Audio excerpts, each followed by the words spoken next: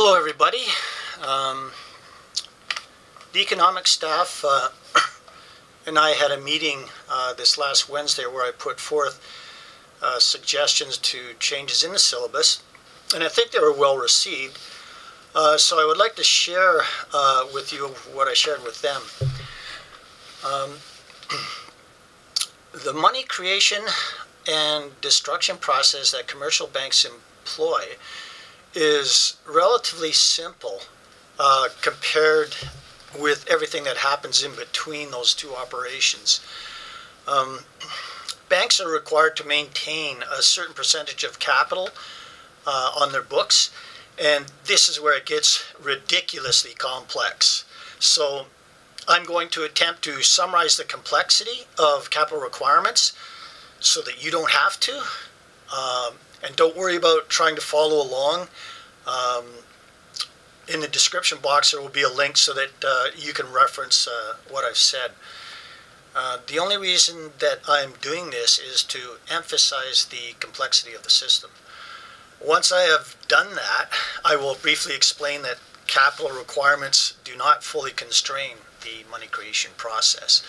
So the most important thing to take out of all this is that the money supply is mainly determined by banks' willingness to extend loans, or in other words, create digital money, and a borrower accepting that loan and incurring a debt to the bank.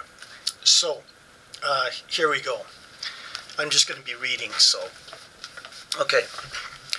The Office of the Superintendent of Financial Institutions has established two minimum standards: the leverage ratio described in the Leverage Requirements Guideline and the risk-based capital ratio. So, Leverage Requirements Guidelines, the guideline itself is a 20-page document with 65 items, and I have outlined the most important information to provide a general understanding of how it works. So, calculation of leverage requirements. The leverage ratio is the capital measure over the exposure measure. And banks are required to maintain or exceed a leverage ratio of 3% at all times. So what is the capital measure? The capital measure used for the leverage ratio is an all-in Tier 1 capital of the institution as defined in Chapter 2 of the CAR guideline. And Tier 1 consists of common equity Tier 1 capital, a sum of the following elements: common shares, retained earnings, which can include net interest income,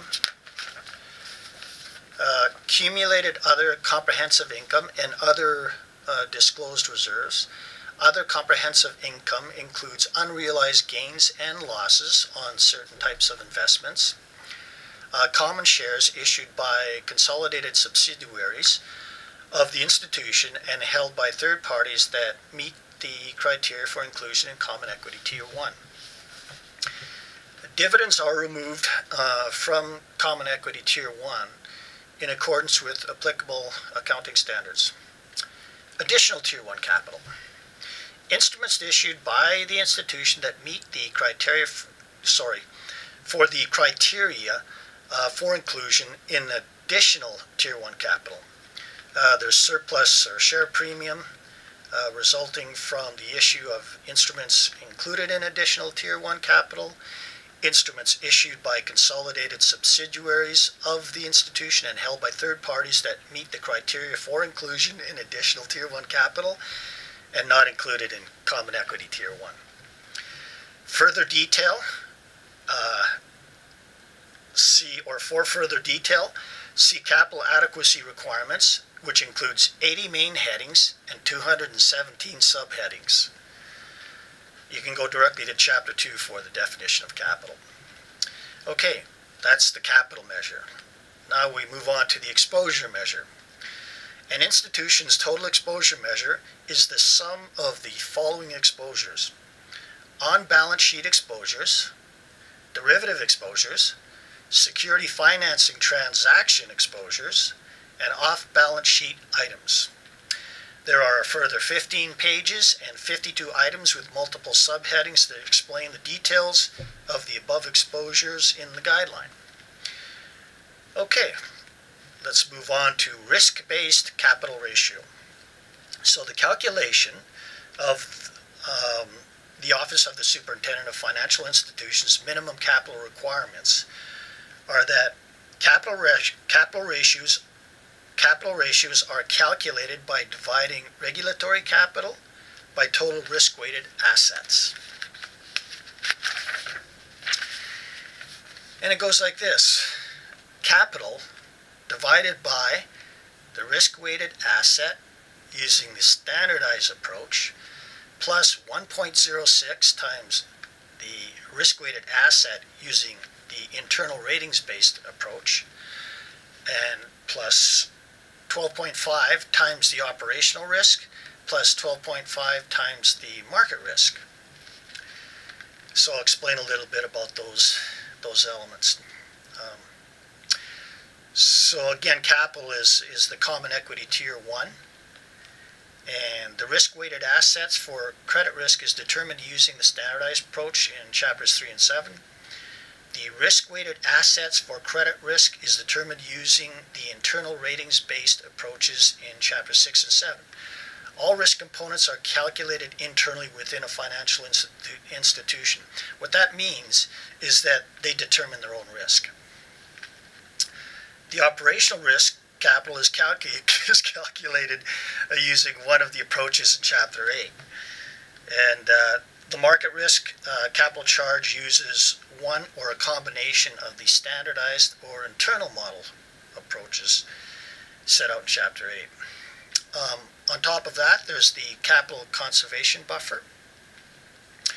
The capital conservation buffer is designed to avoid breaches of minimum capital requirements outside of periods of stress.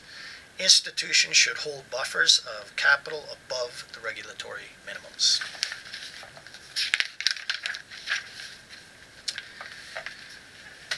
So there's a little chart that I'm looking at right here, and what it is tier 1, the tier 1 capital ratio and total capital ratio plus the capital conservation buffer. So this is sort of good news for Canada. Over the past few years, in fact from 2013 to this year,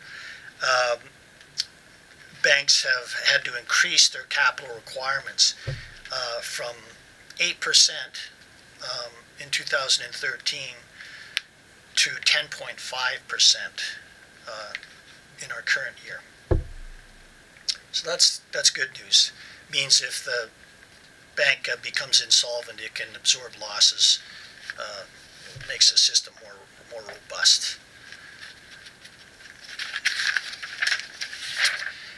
Okay, so having said all of that about how complex that the system is, capital requirements do not fully constrain bank lending. Capital requirements do not fully constrain bank lending for several reasons. First, banks profit through charging interest on loans. Any profits, like net interest income, that are retained increase shareholder equity and therefore capital. The higher capital allows a bank to further increase its lending, which, providing the loans are repaid, will lead to further increases in profits and shareholder capital. As long as a bank's lending is profitable, such as in a boom, this cycle will be able to continue. Second, the banks are able to raise additional capital through new share issues. During boom periods, banks' profits tend to be high, and this leads to higher dividends and an increase in the price of the bank's shares. Consequently, the banks will face little difficulty in increasing their capital during boom times. Third, banks can also engage in a process known as securitization. If you sell off or securitize your accounts receivable, they become a cash asset on your balance sheet and you do not increase your liabilities, thereby increasing your capital. The fourth is the internal-based ratings approach. Banks determine for themselves what risk is acceptable. And on top of that, research initiated by Basil Moore in 1979 and continued through years 1983, 88, 97, and 2001 was corroborated by numerous researchers, including Kidlin and Prescott, which did their analysis in 1990. And what they all concluded was that banks extend credit first, and then they go looking for reserves later. So there is no reason to doubt that the process has changed, especially given time lags between money creation through the issuance of loans and the reporting of those transactions. A little bit on regulation. There is a leverage requirements return report that must be completed on a quarterly fiscal basis and filed within 30 days of the fiscal quarter end. This return provides, this return provides the leverage ratio of the reporting institution as well as details of the calculation. There are 70 items in the report that need to be completed. So, having said all of that, as you can surmise, banks have ample opportunity to manipulate numbers, and because a bank is a business, it must always seek ways to maximize profits. Regulation is an absolute must. So don't let anybody try to tell you that deregulation somehow benefits you. It's just an out-and-out lie. And actually, I'm going to steal a quote from Elizabeth Warren. Some of you may not know who she is, but she's a congresswoman in the U.S., and she was very outspoken against banks and Wall Street.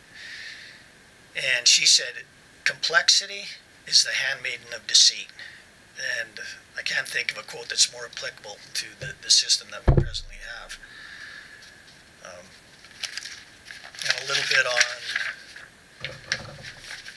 bit on my suggestions for macroeconomic students or anyone interested.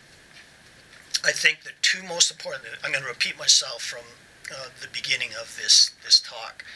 I think the two most important things that students should know is that, one, privately owned commercial banks have been given the right to create money through the issuance of loans by the Government of Canada, and two, the money supply is mainly determined by a bank's willingness to extend loans, or in other words, to create new digital money, and a borrower accepting that loan and incurring a debt to the bank. So in addition to some other items that you'll see in the attached document, there should also be some mention of digital money, because it's the most dominant form of money that we have in circulation. In fact, it's comprised of, it's over 97.6% of all the money in circulation is digital. That's not even mentioned in the textbook.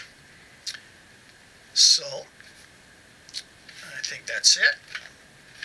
I just want to conclude by saying that if we ever hope to have a banking system, or actually if we ever hope to have a banking and financial system that benefits the majority of people and not just the financial elites at the top, there must be a royal commission into our monetary system so that we can lay bare the flaws and look at new ways of doing business. Thanks.